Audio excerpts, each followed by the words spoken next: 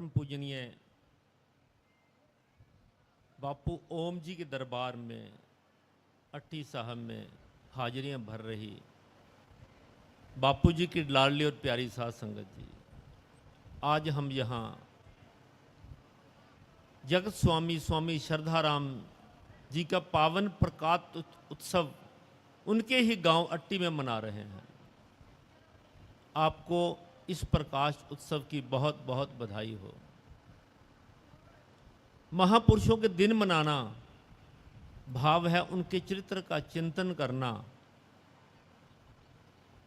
हमें उन्होंने क्या शिक्षा दी।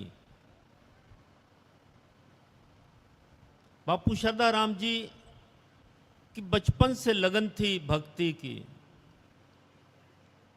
छोटी आयु में से घर से निकल जाते थे और बाहर चले जाना, शमशान घाट में बैठ जाना या कहीं और सुनसान जगह में बैठ जाना और सारा सारा दिन भक्ति करते रहना।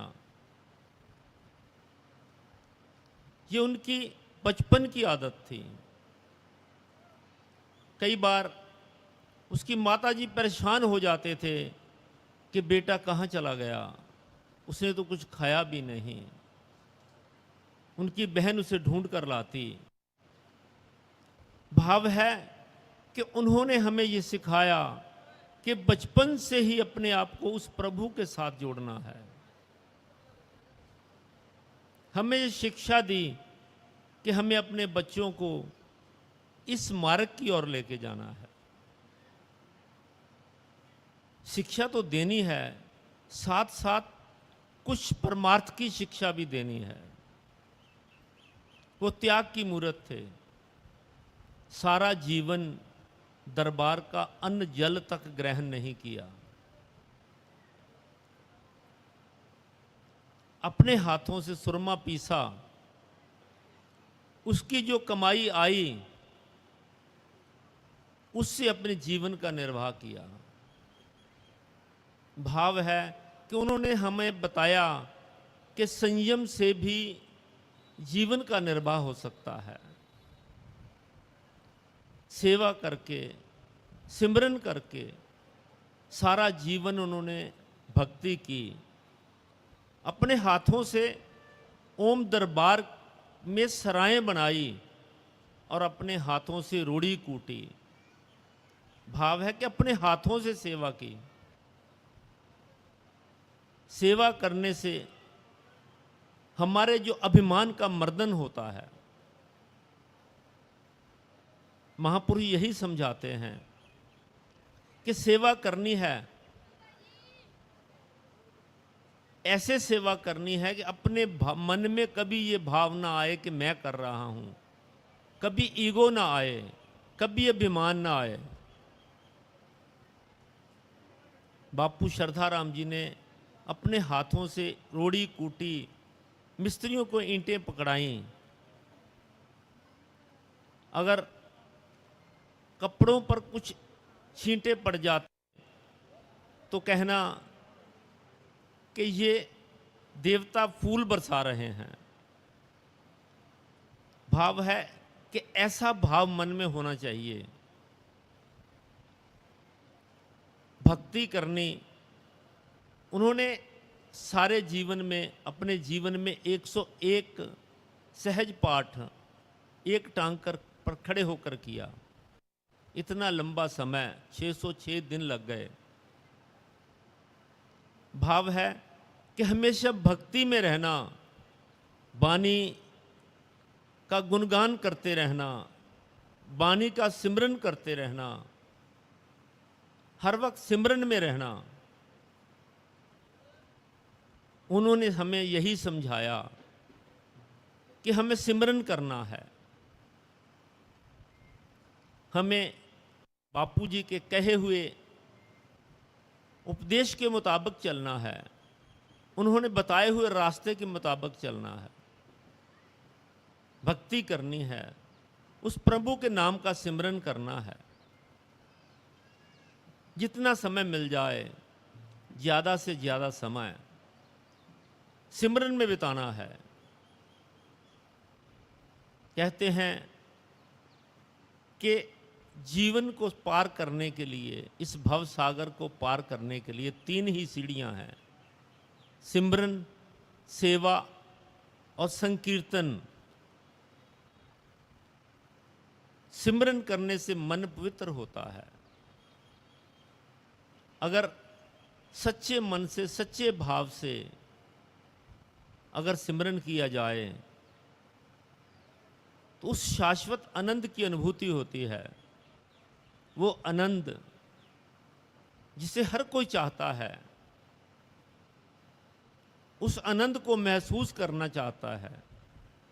वो आनंद जिसे हम महसूस तो कर सकते हैं लेकिन बता नहीं सकते। अगर हमें उस शाश्वत आनंद की अनुभूति करनी है तो समय निकालना होगा, सिमरन करना होगा। दूसरी सीढ़ी है सेवा। अगर सेवा निष्काम भाव से की जाए, ईगो रहित होकर की जाए, तभी सेवा गिनी जाती है। सेवा में ऐसा मन में भाव नहीं आना चाहिए कि मैं कर रहा हूं। मन में ये भाव होना चाहिए कि मुझे बापूजी की मुझ पर बड़ी कृपा है कि मुझे सेवा का मौका मिला है। उनकी अपार कृपा से मैं इस योग्य हुआ हूं, मैं सेवा कर रहा हूं। अगर मन में ये भाव आ गया कि मैं ना करता तो कौन करता, तो की हुई सेवा सारी व्यर्थ चली जाती है। मन में ऐसा भाव नहीं आना चाहिए। ईगो रहित निष्काम सेवा। बापू श्रद्धाराम जी ने सारा जीवन भक्ति की, सेवा की, त्याग किया। तीसरी सीढ़ी है संकीर्तन। संकीर्तन भी एक सीढ़ी है उस भव सागर को पार करने की, प्रभु को प्राप्त करने की। अगर सच्चे मन से, सच्चे भाव से हमारे मन में ये भाव हो कि उस मालिक की कृपा हम पर बरस रही है, तभी संकीर्तन गिना जाता है। मीराबाई ने सारा जीवन संकीर्तन किया। जब वो मात्र 8 वर्ष की थी तो उसके घर के आगे से एक बारात निकली। तो उसने अपनी माता से पूछा, ये क्या हो रहा है? तो माँ ने कहा, ये दुल्हा जा रहा है अपनी दुल्हन के लिए, अपनी दुल्हन को लेने के लिए।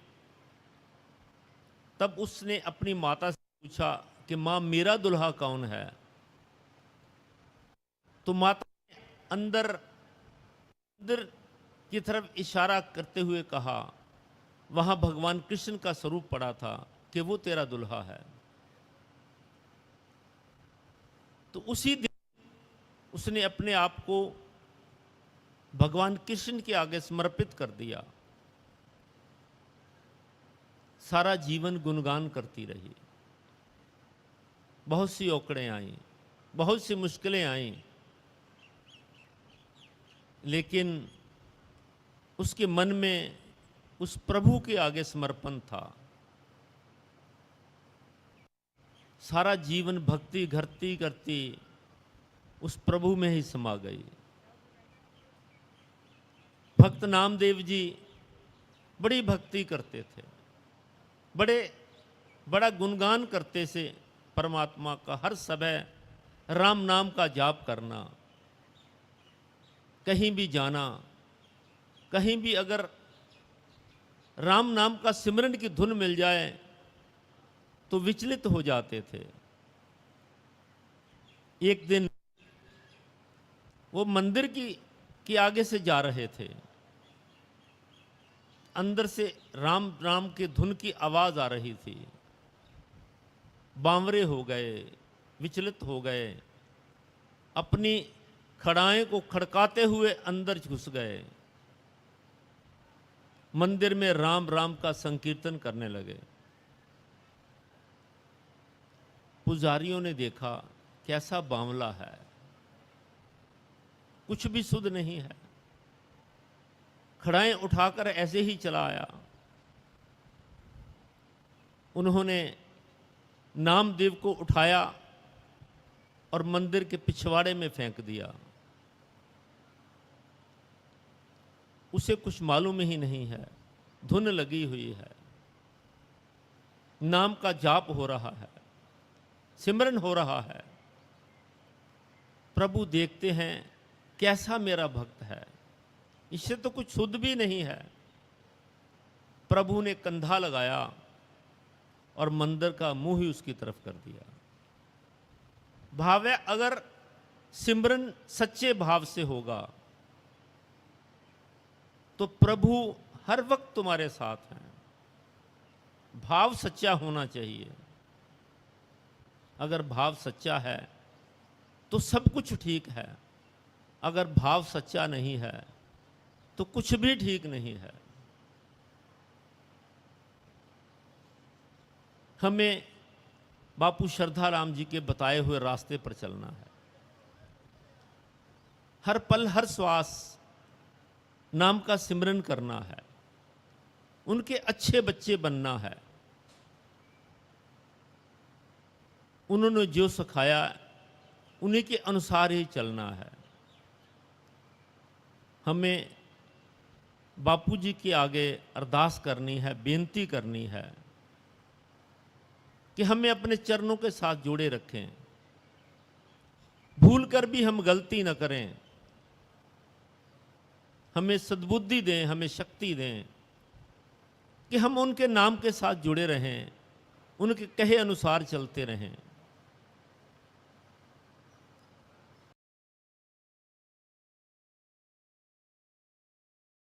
ये जीवन श्वासों पर निर्भर करता है। बापू जी कहते हैं कि श्वास कम है, इनका सदुपयोग करना है। समय कम है, इसका सदुपयोग करना है। हर पल हर श्वास उस मालिक को याद करके, उस मालिक का सिमरन करके। कहते हैं कि परमात्मा अपने अंदर है, बाहर ढूंढने की जरूरत नहीं है, अंदर को जाना होगा उस परमात्मा को पाने के लिए। अगर हम सिमरन करेंगे, उस मालिक को अंदर ढूंढेंगे तो मालिक जरूर प्राप्त होगा। ये मन है, भटकेगा, दौड़ेगा, कूदेगा, लेकिन अगर हम सच्चे मन से अभ्यास करते रहेंगे तो ये आहिस्ता आहिस्ता हमारे काबू में आ जाएगा और हमारे कहने पर चलेगा।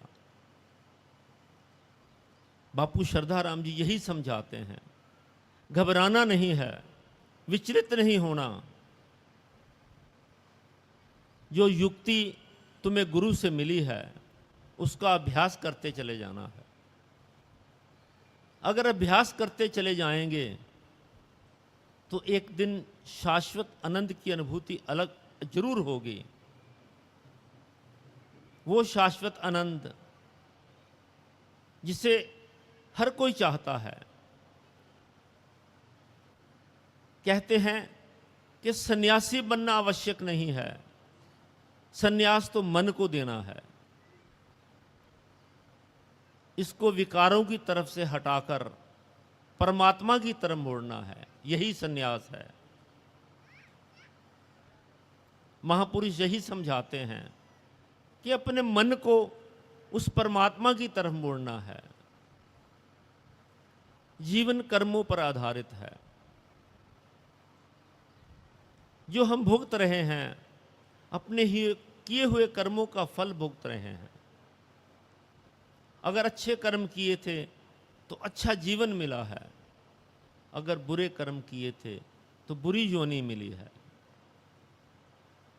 महापुरुष समझाते हैं कि अगर जीवन कर्मों पर आधारित है तो हमें भूल कर भी कोई ऐसा कर्म नहीं करना जिसके लिए हमें यम की यातना भोगनी पड़े। ऐसे कर्म करने कि हम उस प्रभु का सिमरन करें, मालिक की सेवा करें, संकीर्तन करें। हम कर्मों की डोरी से बंधे हुए हैं। कोई भाई है, कोई बहन है, कोई माँ है, कोई बाप है, कोई बेटा है, कोई बेटी है, कोई रिश्तेदार है। जैसा जैसा किसी का रिश्ता है वैसा ही हम भुगता कर चले जाते हैं। महापुरुष यही समझाते हैं, गीता का सार भी यही है। व्यर्थ की चिंता करते हो, क्यों व्यर्थ से डरते हो? तुम्हें कौन मार सकता है? आत्मा न जन्म लेती है न मरती है, ये शाश्वत है, अविनाशी है। जो आज हमारा है कल किसी और का था, परसों किसी और का हो जाएगा। हम इसे अपना समझ बैठे हैं, यही हमारी गलती है। हम एक रेल के मुसाफिर हैं। जब हमारा समय पूरा हो जाएगा, हम एक रेल से उतरकर दूसरी रेल में चढ़ जाएंगे अगला सफर करने के लिए। कहीं खुशी है, कहीं गम है, कहीं मौत होती है और कहीं नया जीवन मिलता है। यही जीवन की सच्चाई है। अगर हम सच्चे मन से, सच्चे भाव से उस मालिक की आराधना करें तो बेड़ा पार हो जाएगा। महापुरुष समझाते हैं, ये जीवन मिला है अपने कर्मों से मिला है। तो जीवन मिलता ही क्यों? हम इस आवागमन के चक्कर में पड़ते ही क्यों? हमने कोई न कोई ऐसा कर्म किया है जिसका भुगतान करने के लिए इस धरती पर आए हैं। जब मानव जीव मां के गर्भ में होता है, उल्टा लटक रहा होता है, तब उस परमात्मा से बार बार यही विनती करता है, हे प्रभु हमें इस कुंभी नरक से बचाओ। हम बाहर जाकर नाम का सिमरन करेंगे, तुम्हारे नाम की भक्ति करेंगे, हर पल हर श्वास तुम्हें याद करेंगे। लेकिन इंसान जीव जब जन्म लेता है तो जैसे धरती पर आता है सब कुछ भूल जाता है, मोह माया में जकड़ा जाता है। जैसे जैसे बड़ा होता चला जाता है वैसे वैसे ही मोह माया में और जकड़ता जाता है।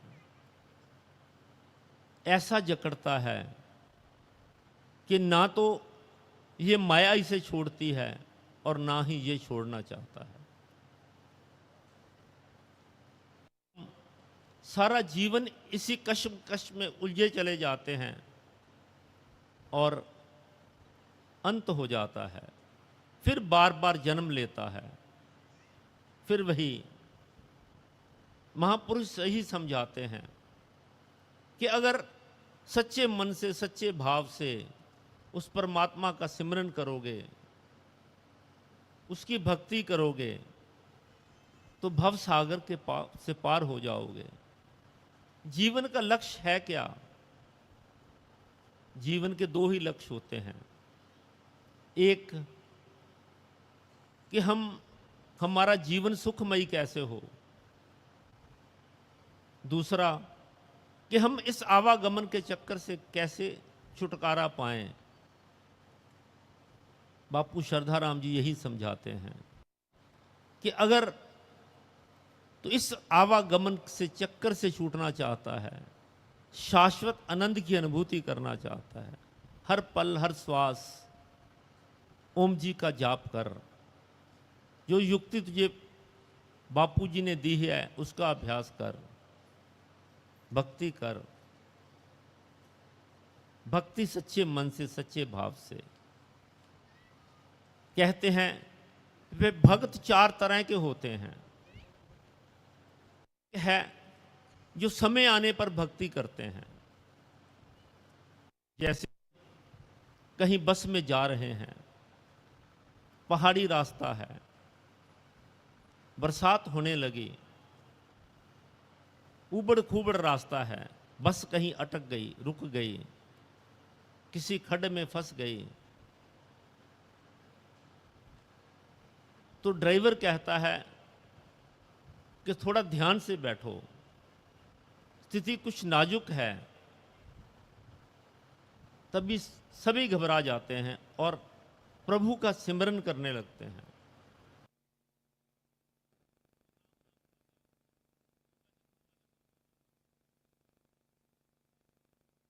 के मन का भाव है वैसा ही भक्ति करता है। लेकिन जब वो बस ड्राइवर की कुशलता से उस खड्ड से निकल जाती है, आगे गुजर जाती है, तो सभी खुश हो जाते हैं। तो एक दूसरे से कहने लगते हैं तू बड़ा भक्त बना हुआ था, तू बड़ा भक्त बना हुआ था। भाव है ये वो भक्ति है जो समय आने पर होती है। एक भक्ति है हम दिखावे के लिए करते हैं कि दुनिया देखे कि मैं कितना बड़ा भक्त हूं। भक्ति कम और दिखावा ज्यादा। एक भक्ति है जो हम चाहते हैं, नया देखना चाहते हैं कि मैं ये करूं इसमें क्या होगा, या ये कि हम मंदिर गुरुद्वारे में जाते हैं, माथा टेकते हैं, भक्ति कम करते हैं, हमारी डिमांड्स ज़्यादा होती हैं। मेरा ये काम हो जाए, मेरा वो काम हो जाए, मेरा वो काम हो जाए। एक भक्ति है निष्काम भक्ति, कोई तमन्ना नहीं, कोई भाव नहीं, सिर्फ उस मालिक की आराधना करते चले जाना है, उस मालिक की भक्ति करते चले जाना है। कुछ नहीं चाहिए, उस प्रभु की प्राप्ति के लिए ही भक्ति करनी है। यह है सच्ची भक्ति।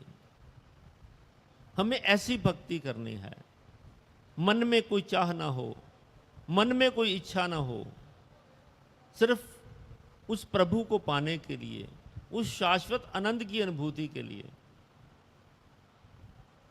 महापुरुष समझाते हैं अगर प्रभु मिल गए, अगर नारायण मिल गए, तो लक्ष्मी तो उनके पांव की दासी है, वो अपने ही आप ही चली आएगी।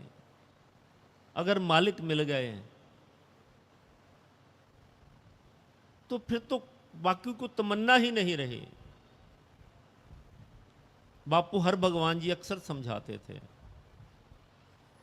कि अगर हम कुछ भी नहीं कर सकते, जप नहीं कर सकते, तप नहीं कर सकते, सेवा नहीं कर सकते, तो समर्पित हो जाओ ओम जी के आगे। अपने आप को समर्पित कर दो सच्चे मन से, सच्चे भाव से। अगर हम अपने आप को उस मालिक के आगे समर्पित कर देंगे तो मालिक हमारी बाजू पकड़ लेंगे। अगर मालिक बाजू पकड़ लेंगे तो बेड़ा पार हो गया। पर लेकिन समर्पण सच्चे भाव से होना चाहिए। जैसा मालिक करेगा हम वहीं रहेंगे, जैसा वो रखेगा वहीं रहेंगे। कहने को समर्पण नहीं होना चाहिए। आजकल समर्पण तो सभी करते हैं, लेकिन दिखावे के लिए। सच्चे मन से, सच्चे भाव से कोई भी समर्पित नहीं होता। मन में हमेशा चाह ही रहती है। अगर वो चाह कम हो जाए वो चाह खत्म हो जाए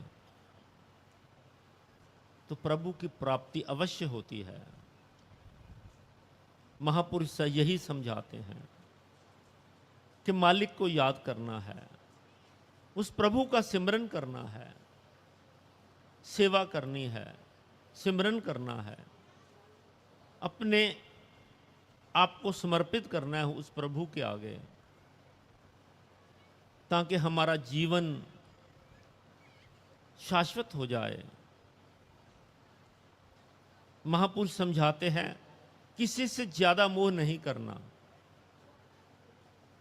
ये मोह इंसान को कमजोर बना देता है, ये शेर को भी गीदड़ बना देता है। अगर मोह करना है तो उस मालिक से करो, उस परमात्मा से करो जिसके पास जाना है। मैं ओम जी से ये प्रार्थना करूंगा कि सारी संगत को सद्बुद्धि दें, शक्ति दें, ताकि वो इस काबिल बन जाए कि उस मालिक का सिमरन करे, सच्चे भाव से सेवा करे, सच्चे भाव से संकीर्तन करे, मालिक उनकी रक्षा करें। मैं एक बार फिर आपको बापू श्रद्धाराम जी के इस पावन प्रकाश उत्सव की बहुत बहुत बधाई देता हूं और उनसे ये प्रार्थना करता हूं कि सारी संगत की हाजिरी प्रवान करें। जो भी जिस भाव से, जिस मन से इस पंडाल में बैठा है, उसकी मनोकामनाएं पूर्ण करें, उन्हें अपने संरक्षण में रखें, आदि व्याधि से बचा के रखें और सेवा सिमरन की शक्ति दें। आओ अरदास करें। औखी घाटी बिखरा पैंडा, मेरे अंग संग होए सहाय गुरु। सब संगत मिल अरदास करो, मेरे मनो न विसरे वाहे गुरु। सब संगत मिल अरदास करो, मेरे मनो न विसरे वाहे गुरु। ओम बापू नंदा चौर वालिया आपकी सदा। बापू श्रद्धाराम जी महाराज आपकी सदा। ऋषि ठाकुरदास जी महाराज आपकी सदा ही जय। शहनशाह झंडे की सदा ही जय। उच्चिया मंदिरा वालिया बापू जी आपकी सदा ही जय। सब संतन की जय, सब संगत की जय।